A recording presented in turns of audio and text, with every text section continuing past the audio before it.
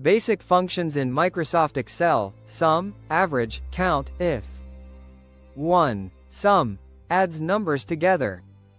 Formula equals sum, number 1, number 2. Example: if cells A1 to A5 contain 2, 4, 6, 8, 10, right pointing arrow equals sum A1, A5 will return 30.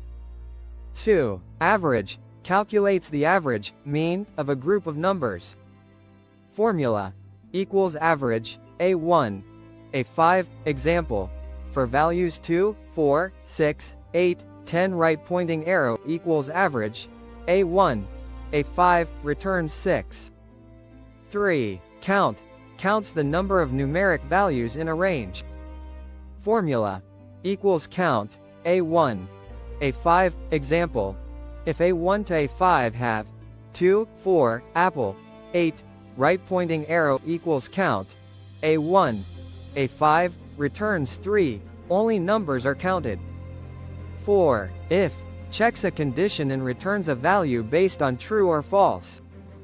Formula equals if A1 greater than 50, pass, fail. Example: if A1 equals 60, right pointing arrow equals if A1 greater than 50, pass, fail, returns, pass.